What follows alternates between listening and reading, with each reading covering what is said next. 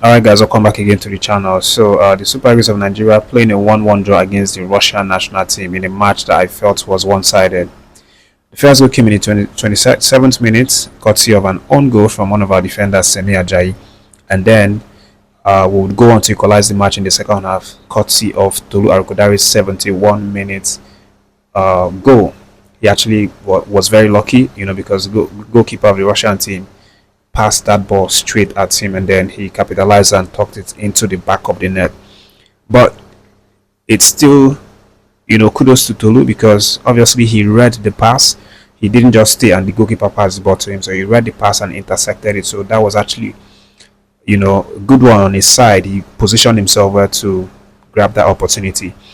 And again, we continue, to the conversation about who is the main man, who is the second main man to actually occupy that striking position for the Super Eagles with Victor Osimhen. BONIFACE was a total no-show, in this game. He felt like he didn't even come at all into the match, and he played most of the minutes, played from the first half, only got substituted in the 71 minutes, of which Tolu Akodari came in for him.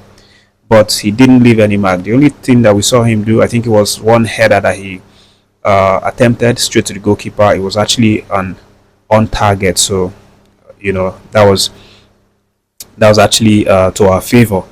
But it was nowhere near trying to score because he headed it straight to the goalkeeper's arm. But at the end of the day, Coach Erikshaw, I'm sure, is going to learn a lot of things from this match, especially the areas again that he needs to work on. We already have issues, coming into this game. Our defense was leaking. We are very bad in set pieces. We concede a lot of goals from set pieces, from crossing and all those kinds of situations. And again, in this match, it showed. We saw how the Russian team actually scored. I think the goal came from a corner, and then a follow-up play from the right flank side, whereby our defender was unfortunate to hit the ball into his own net. But at the end of the day, I think this is a very, very poor performance from the Super Eagles players. All of them, they were not playing as a team, and this brings us again back to what the issue is. Wilfred Ndidi said it before this game. He said that the problem that they have is not that they don't have the superstars. He said they have the superstars, but the issue is that they are not playing as a team. These superstars, they are not playing as a team. That is the issue, and we saw that again in this match. Nobody played for each other. It was just kind of like a one-man show. If you hold the ball, even in our midfield, Visa Bashir was overdriving, overcarrying. Onyeka was overcarrying. They were not really passing the ball. The only person that actually impressed me, should be Maduka Okoye, because he made a couple of saves that were very dangerous. It could have gone into the back of the net. And then in the midfield area, I can't really even pick somebody that I would say, okay, this person even tried that much. Onyedika, for one, I think he's the only one that had maybe like 5, 6, 7, 8 passes completed. He was the one that was trying to do something in the midfield, spread the passes and maintain possession. And if we even talk about possession, we were not the best, on the night, because most of our possessions were just on the back line, defenders passing it among themselves. If we try to go forward, the next thing you see, Moses Simon, who was completely lost in the match. If you give him the ball, he would return it back to the person that passed it to him, instead of trying to see if he can break and go forward and bring dangerous crosses. So all in all, there is really nobody that you can count on. Okay, we have Uche Crisantos. I think he also had more than an average performance today, but one of the things that kind of held him down was the fact that the Russian team were very rough. They were very cynical. They were they were committing a lot of fouls on our players, which brings me to the ref. I think the ref was, I don't know, a little bit what's it called, indifferent about the match. He didn't really care so much about these fouls that they were playing. Maybe it's because of home, so probably just home advantage and things like that. But it was very, very cynical for a friendly match.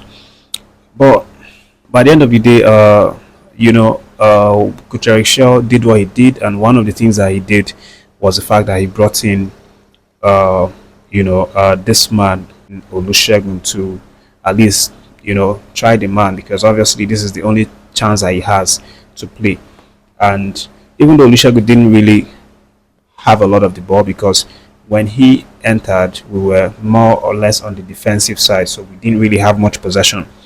But he showed his potential one time like that. That Tolu Kodari headed the ball to him, laid a pass to him, and then he took off and almost had a one-on-one chance there, except for that very, very brilliant slide tackle from the defender there, which almost injured Olusegun. But that showed that he's someone that could actually cause some damage, because it's because of his pace and his stamina. But at the end of the day, I don't even think that performance is going to be enough to actually, say that he has a future with the team. But again, it still depends on your club performances. If you do well in your club, then obviously you're still going to get a look in. And talking about club performance, I think that's the only reason why we are still seeing Victor Boniface gets called up, because he doesn't really do anything for the team. He just has that. Grace of getting called up because of the season that he had with Bayer Leverkusen, and it's only a matter of time before he's dropped. Obviously, because we have a lot of strikers who are beginning to show that yes, they truly want to fight for the shirt. They want to even break that Osimhen level. They want to even be compared with Osimhen, not just even being the second striker. Tolu Kodari came in. We saw how he played. He was literally using his size, to advantage, justing the ball, laying it to his teammate, and then making those runs. He was really impressive for me. But for Victor Boniface, you cannot say the same.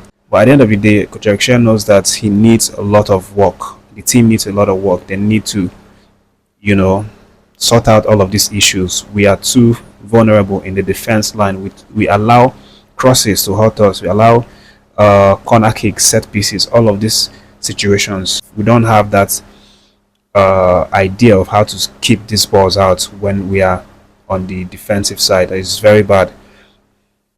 But let me know what you think about the match, guys. For me, it was a very, very poor performance from the boys. But at the end of the day, getting a 1-1 draw in Moscow, in the home of the the host, is not actually that bad, because there are a lot of factors that you can put into it. It was their home. They had the bigger crowd and things like that. So obviously, all of these things work in their favor.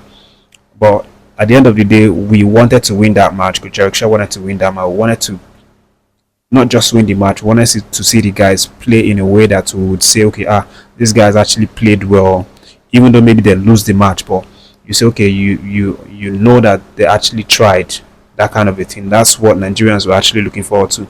But let me end it here. Leave your reaction in the comment section, and let me know who impressed you the most and then who disappointed you the most.